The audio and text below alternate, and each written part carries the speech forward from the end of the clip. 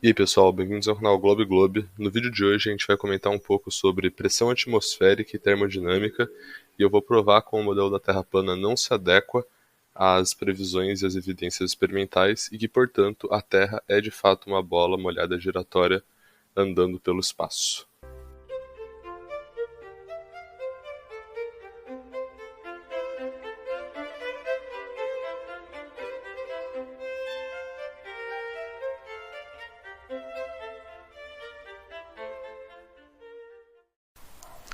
E um bom jeito de começar essa investigação sobre pressão atmosférica, como isso afeta a Terra plana, é simplesmente constatando que de fato existe pressão atmosférica e ela de fato diminui com a altura.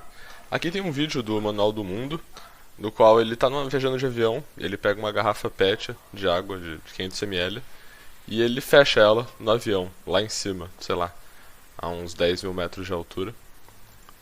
Aí ó, ele está fechando a garrafa dentro do banheiro do avião. E agora o avião vai começar a descer. E conforme o avião vai descendo para pousar, a garrafa vai ficando cada vez mais comprimida. Olha como ela fica amassada, apesar de ele não ter feito nada. Aí aqui tá, tem o vídeo dele pousando em Foz do Iguaçu. E aqui é quando o avião de fato pousa, a garrafa está completamente amassada. Isso porque a pressão atmosférica no nível do solo, ela é muito maior do que a pressão atmosférica que tinha lá em cima. Então ela acaba amassando a garrafa e a garrafa fica assim, toda esquisita e amassada. Pois bem, então a pressão atmosférica ela existe e ela é mais ou menos como segue nessa imagem aqui. Ela é muito maior aqui perto do solo e conforme você vai aumentando a altitude, a pressão atmosférica vai diminuindo. Tudo bem, e como isso afeta a termodinâmica da Terra, da atmosfera mesmo? É um fato que os terraplanistas, especialmente ali, os caras como o André, o Skur e o Xandão gostam de usar, essa história de densidade invertida, de termodinâmica explicar a queda e a ascensão das coisas, e de como, sei lá, o ar quente sobe e ele fica mais frio quando ele sobe. Só que eles não percebem que isso tudo se baseia essencialmente que exista um gradiente de pressão na atmosfera. Então, eu fiz esse documento aqui, suponha que existe um gradiente de pressão, de modo que a pressão ela seja maior embaixo e menor em cima. Como o vídeo do Manual do Mundo demonstra, você também pode fazer experimento na sua casa, sei lá, comprar um manômetro e subir uma montanha, você vê que a pressão em cima da montanha ela é menor. Pois bem, a luz do sol ela atravessa a atmosfera e ela esquenta o solo, então é o solo que está emanando, irradiando calor para a atmosfera e esquentando o ar. Então o ar quente ele está próximo ao solo. E nisso os terraplanistas, até onde eu sei, também concordam. Que o ar quente está perto do solo, conforme você vai subindo, o ar ele vai esfriando. Tanto que, se olha ali nas montanhas, os Alpes ou na cordilheira do Himalaia, é tudo frio, tudo com neve, porque lá é frio, então o ar quente está próximo do solo. E um outro fato interessante é que o ar quente ele é menos denso, há a mesma pressão e o mesmo número de mols. Então, isso decorre imediatamente aqui, né, da gloriosa equação de Clapeyron, PV igual a nRT. Se você notar, aqui, se você aumentar a temperatura e deixar os outros parâmetros como pressão, o número de mols é constante, o volume ele vai ter que aumentar também. Então, a mesma quantidade de ar está ocupando um volume maior, portanto ele é menos denso. Beleza, então o ar quente ele é menos denso e é por isso que ele sobe no modelo da Terra-bola, né? Porque no modelo da Terra-bola a gente tem um empuxo, e o empuxo faz as coisas menos densas subirem. Segundo os terraplanistas que não acreditam em empuxo, o ar quente ele também sobe, mas ele sobe devido à difusão térmica, né? Então eles explicam isso termodinamicamente. Então até agora a gente está essencialmente concordando com os terraplanistas. O ar quente está aqui embaixo, você vai subindo, o ar quente ele quer subir, seja por causa do empuxo ou seja por causa ali da termodinâmica, difusão e tudo mais. Beleza. Só que quando o ar sobe, ele vai chegando em um meio que tem menos pressão. Então ele expande. Tipo, esse ar aqui, ó, que tá todo comprimido na imagem, quando ele subir, ele vai expandir, ele vai ocupar um volume maior.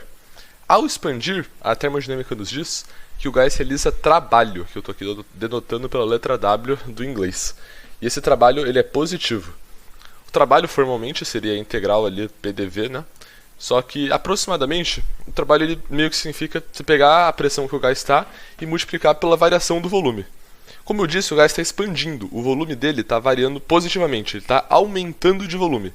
Então o trabalho que o gás faz quando ele sobe, Tipo, ele esquenta e ele sobe. O trabalho que ele faz ao subir e expandir, ele é positivo, porque a variação do volume é positiva. Tudo bem, a variação da energia termodinamicamente é dada por essa expressão daqui, que também dá para ser um pouco aproximada, né, como a variação da energia é o calor mais o trabalho. Ok, então essa variação da energia de um gás ali, de qualquer amostra termodinâmica. Só que pensa aqui, o gás ele já esquentou lá embaixo no solo, agora ele está só subindo. Então a energia ela tem que se conservar nesse processo, do gás subir, expandir e tudo mais. E igual todos os outros processos da física, aí no geral a energia se conserva no universo. Beleza, então a energia se conserva. Como a energia se conserva, a energia interna, que é esse uzinho aqui, tem que ser a mesma tanto quando o gás está todo comprimido, quanto agora que ele subiu e ele está todo espalhado. Ou seja, a variação da energia interna é zero, a energia se conserva. Portanto, se você botar aqui zero nessa fórmula, o calor do gás vai ter que ser menos o trabalho. Eu já argumentei que o trabalho é positivo, porque o gás está expandindo. Ou seja, tudo isso implica que o calor ele vai ser negativo. O que significa o calor ser negativo? Significa que o gás está perdendo temperatura, ele está esfriando. Ou seja, qual que é a moral da história?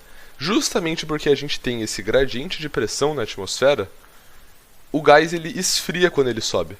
E é por isso que o gás, sei lá no topo do Everest, ele é frio. Lá, temperaturas negativas, baixíssimas.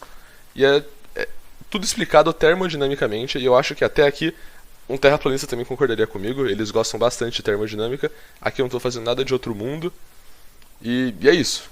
Mas, reparem, isso é importante, que a gente está supondo que tem um gradiente de pressão. Sem o gradiente de pressão, nada dessa conta faz o menor sentido.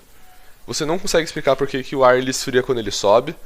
Nada mais faz sentido. Você precisa do gradiente de pressão para poder explicar por que o ar lá no Everest é mais frio do que aqui embaixo no solo.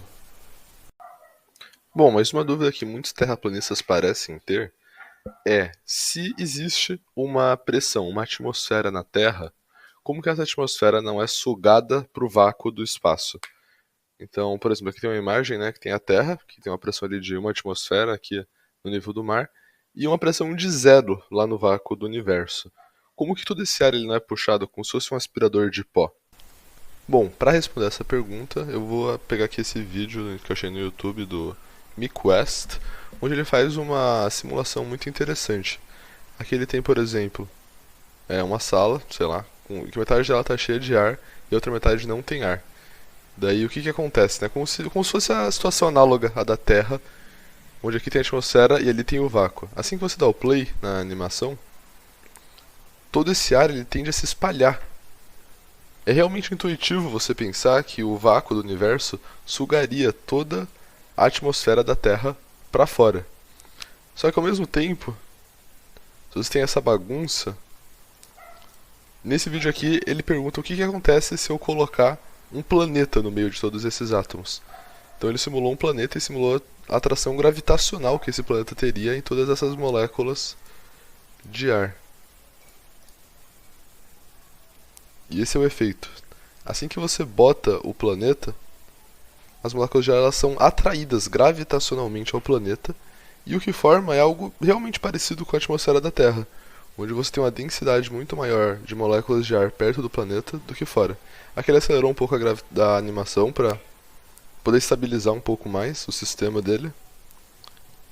E conforme o tempo vai passando, você realmente tem uma atmosfera nesse planeta. Então é a gravidade que puxa todo o ar e mantém ele preso na nossa atmosfera. Por isso que não sai tudo voando pelo universo. Você não precisa de um domo para segurar o ar. O modelo da Terra-bola é perfeitamente coerente nesse aspecto. Não somente porque ele consegue explicar como a atmosfera não sai voando, mas se vocês olharem para o resultado final da animação do MiQuest, vocês vão ver também que tem um gradiente de pressão, tem um gradiente de densidade na atmosfera. Então tudo aquilo que a gente tinha falado antes, sobre como o ar esfria e tudo de termodinâmica, tudo isso está perfeitamente explicado no modelo da Terra-bola. Tudo faz real e completo sentido. A gravidade gera o gradiente de pressão, por causa da atmosfera, a atmosfera não sai voando para o vácuo, e esse gradiente de pressão faz com que o ar esfrie quando ele sobe. O que não faz sentido é a explicação dos terraplanistas sobre o gradiente de pressão que existe na atmosfera. Aqui eu tenho um trecho de uma live que eu e o Luca, aqui do nosso canal, gravamos com o André do canal Além do Horizonte Prime, agora Além do Horizonte Optical. E aqui eu vou perguntar pra ele o que na Terra plana explica o gradiente de pressão. Vamos ver a resposta dele. Oi? Por que a pressão é menor quando você está no topo do Everest? Ela é menor porque há uma certa perda de energia conforme você tem o trabalho do início do trabalho aqui, quando a energia vem na superfície, recebe essa carga de energia que nós falamos no início, gera o trabalho. Gerou o trabalho, entra o princípio da difusão. O princípio da difusão, o que acontece? Esse meio que está com maior energia aqui embaixo, que recebeu, ele começa a colidir. Por que ele não vai para os lados? Porque já há mais ou menos uma temperatura pareia ali. Ele vai para cima. Esse vetor que não é, que vocês chamam de empuxo, nós chamamos que é o vetor da difusão. Tudo bem.